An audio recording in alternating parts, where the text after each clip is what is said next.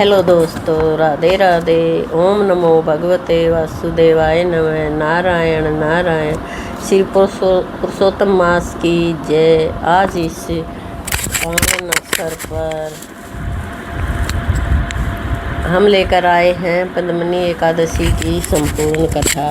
धर्मराज युधिष्ठिर ने श्री कृष्ण से कहा, हे भगवान, आप अधिक मास को शुक्ल पक्ष की एकादशी के विषय में बताइए। उसका नाम क्या है और उसकी विधि क्या है? इसे किस देवी देवता की पूजा की जाती है और इसके व्रत से क्या फल मिलता है? तब श्री कृष्ण ने कहा, अधिक मास की एकादशी अनेक पुण्य को देने वाली है और इसका नाम पद्मिनी एकादशी है। इस एकादशी के व्रत से मनुष्य विष्णु लोक को जाता है। यह एकादशी पापों को मुक्त करने वाली है और मुक्ति प्रदान करने वाली। इसके फलों और गुणों को ध्यान पूर्वक सुनो। दशमी की शाम से व्रत शुरू करना चाहिए। एकादशी की सुबह नहा धोकर स्वच्छ वस्त्र धारण करना चाहिए।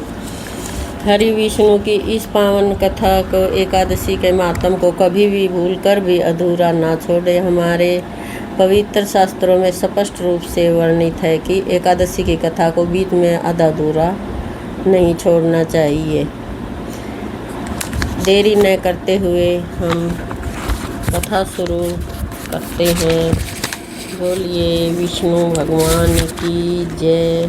पद्मिनी एकादशी की जय। अधिक मास शुक्ला एकादशी व्रत कथा। पद्मिनी एकादशी। राजा युधिष्ठिर ने प्रश्न किया कि हे जनार्दन, अधिक मास की शुक्ल पक्ष की एकादशी का नाम क्या है और इसकी विधि तथा महात्म क्या है? सो आप कृपा करके विस्तार पूर्वक मुझसे कहिए। भगवान कृष्ण बोले, मल मास में अनेक पुण्यों को देने वाली एकादशी का नाम पद्मिनी है। इसका व्रत यत्न पूर्वक करने से मनुष्य कीर्ति को प्राप्त कर वैकुंठ को जाता है। इसके मातम का वर्णन करने की सामर्थ्य चार मुखों वाले ब्रह्मा में भी नहीं है। पूर्व काल में ब्रह्मा ने पापों के समूह को नष्ट करने वाले इस व्रत का मातम नारद जी से कहा है।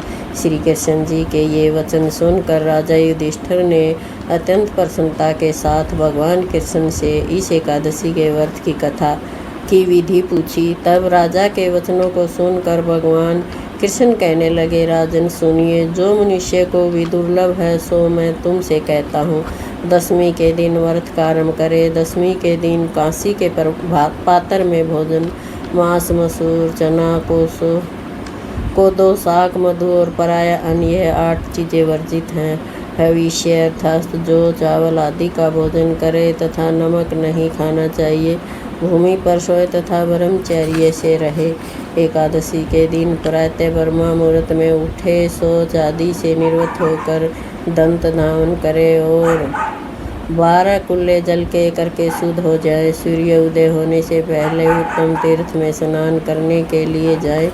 सूर्य उदय होने से पहले उत्तम तीर्थ में स्नान करने के लिए जाए।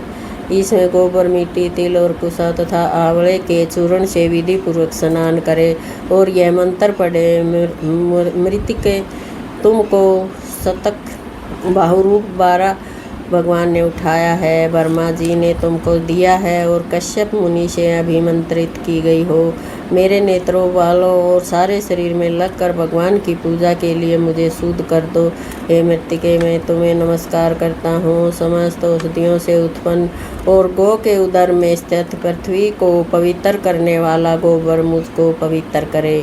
ब्रह्मा के थूक से उत्पन्न होने वाली तथा सारे भुवन को पवित्र करने वाली धात्री को नमस्कार है। तुम्हारे स्पर्श से मेरा शरीर पवित्र हो। हे शंख चक्र गदाधारी देवता श्री विष्णु भगवान, आप मुझको अपने तीर्थ में स्नान की आज्ञा दीजिए।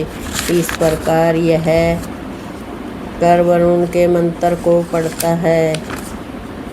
पढ़ता हुआ गंगादि तीर्थों को समन कर जलाशय में विधि पूर्वक स्नान करे और मुख, पीठ, हृदय तथा शरीर का खूब अच्छी तरह मार्जन करे। सुंदर स्वच्छ फटा हुआ न हो ऐसा श्वेत वस्त्र धारण कर विष्णु भगवान का पूजन करे तो बड़े से बड़े पाप नष्ट हो जाते हैं। फिर संध्या, तर्पण आदि अपना नित्य नियम करके विष्णु भगवान के मंदिर में जाकर उनकी पूजा करे।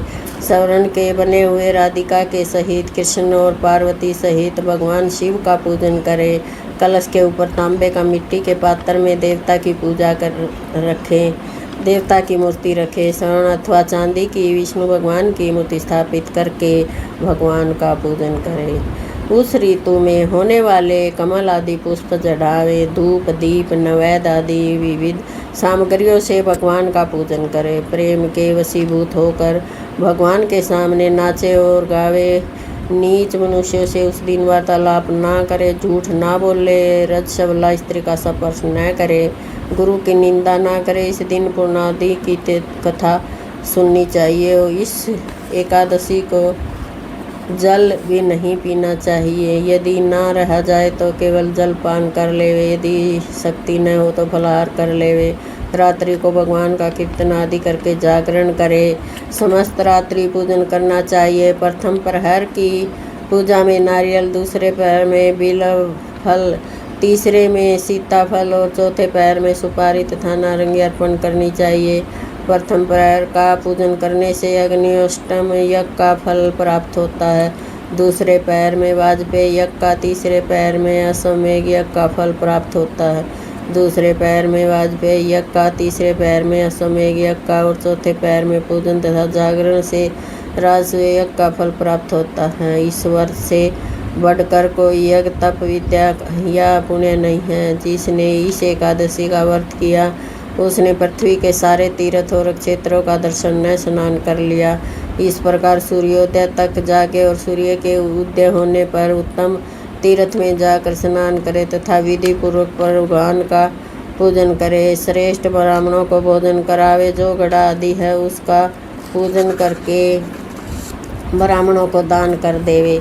जो मनुष्य उपयुक्त विधि पूर्वक इस व्रत को करते हैं उसको मुक्ति देने वाला यह व्रत सफल हो जाता है तथा अंत में मुक्ति को प्राप्त होते हैं।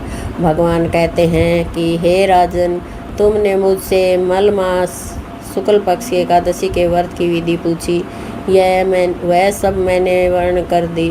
कृष्ण पक्ष की एकादशी के व्रत की भी यह विधि है। जिसने पद्मनी एकादशी के व्रत को कर लिया मानो उसने सब व्रतों को कर लिया। अब इस पद्मनी एकादशी की मनोहर कथा तुमसे कहता हूँ।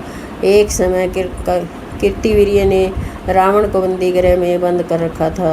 उसको पुलस्त्य जी ने कीर्तिवीर्य से विनय करके छुड़ाया। इस घटना को सुनकर नारद जी ने पुलस्त्य जी से पूछा कि महाराज, जिस महावीर रावण ने समस्त देवताओं सहित देवराज इंद्र को जीत लिया था उसको कीर्तिवीर्य ने किस प्रकार जीतकर बंदी बनाया, सो आप मुझको विस्तार पूर्वक बतलाइए। तब पुलस्त्य जी ने कहा कि नारद जी, पहले आप कीर्तिवीर्य की उत्पत्ति का वृत्तांत सुनिए। पूर्व काल में त्रेता युग में हृदय नामक राजा के वंश में कीर्तिवीर्य नाम का राजा महिष्मतीपुरी में राज्य करता था। उस राजा की 1000 परम प्रिय स्त्रियां थी, परंतु उनमें से किसी के भी कोई पुत्र नहीं था जो राज्यभार को संभाल सके। देवता, पितृषि तथा अनेक चिकित्सकों आदि से राजा ने पुत्र प्राप्ति के लिए प्रयत्न किए, परंतु भाग्यवश राजा के कोई पुत्र नहीं हुआ और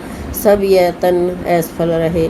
पुत्र के बिना उसको सारा राज्य दुख में प्रतीत होता था। जिस प्रकार भूख आदमी को भोग विलास सुखी नहीं कर सकते, तब राजा को यह ज्ञान उत्पन्न हुआ कि तप से सब अभीष्ट फल की सिद्धि हो सकती है। राजा को वन में तपस्या के लिए जाते हुए देखकर उसकी एक परम प्रिय रानी इक्ष्वाकु वंश में उत्पन्न हुए राजा हरिश्चंद्र की पद्मिनी नाम वाली कन्या राजा के साथ जाने को तैयार हो गई और दोनों ही अपने अंग के सब सुंदर वस्त्र और आभूषणों को त्याग कर वलक्कल वस्त्र धारण कर गंधमादन पर्वत पर चले गए। राजा ने उस पर्वत पर जाकर 10,000 वर्ष तक तप किया, परंतु फिर भी पुत्र की प्राप्ति नहीं हुई। तब उस पतिव्रता रानी पद्मिनी ने अपने पति के शरीर में केवल नस और अस्थि मात्र देखकर महासाध्वी अनसुईया जी से नम्रतापूर्वक पूछा, हे साध्वी, मेरे पति को तपस्या करते हुए 10,000 वर्ष बीत गए, परंतु भगवान फिर भी किसी तरह से प्रसन्न नहीं हुए। सो इसका क्या कारण है? आप कृपा करके कोई ऐसा व्रत कहो जिससे भगवान मुझ पर प्रसन्न हो और जिससे चक्रवर्ती पुत्र उत्पन्न हो। उस कमल नयनी पद्मिनी से अनसुईया जी बोली, हे सुंदरी, 12 मास से अधिक मल मास होता है जो 32 मास पश्चात आता है। उसमें द्वादशी युक्त पद्मिनी और परमा नाम की शुक्ल पक्ष और कृष्ण पक्ष की 2 एकादशियाँ आती हैं। शुक्ल पक्ष की एकादशी का नाम पद्मिनी है और तुम जागरण समेत उसका व्रत करो। इस व्रत के करने से पुत्र देने वाले भगवान तुम पर प्रसन्न होकर शीघ्र ही पुत्र देंगे। इसके पश्चात अनसुईया जी ने रानी से व्रत की सब विधि कही। उसको सुनकर वह सुंदर रानी पद्मिनी पुत्र प्राप्ति की इच्छा से इस व्रत को करने लगी।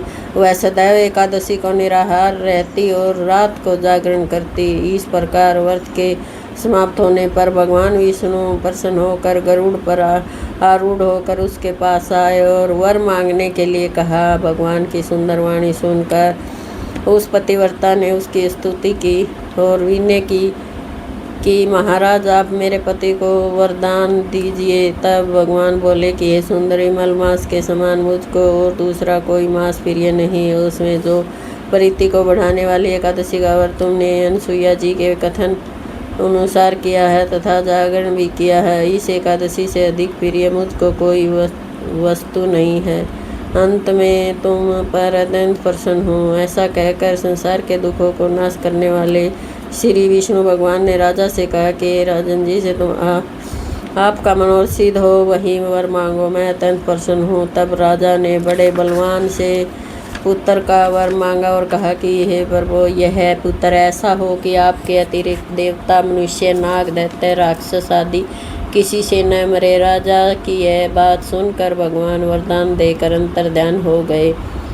इसी वर के प्रभाव से पद्मिनी के कार्तिवीर्य उत्पन्न हुए। उसके समान तीनों लोकों में कोई बलवान नहीं हुआ। तीनों लोकों में भगवान के सिवा उनको जीतने में कोई समर्थ नहीं हुआ। तब यदि दशकंदर रावण कार्तिवीर्य से पराजित हो गया तो कौन सी आश्चर्य की बात है, क्योंकि महाबली कार्तिवीर्य देवताओं के भी देवता भगवान विष्णु के वर से जन्मे हैं।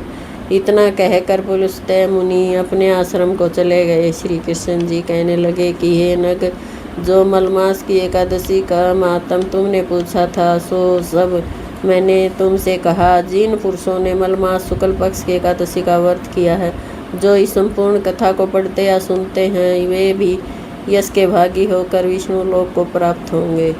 बोल विष्णु भगवान की जय। श्री हरि नारायण नारायण नारायण।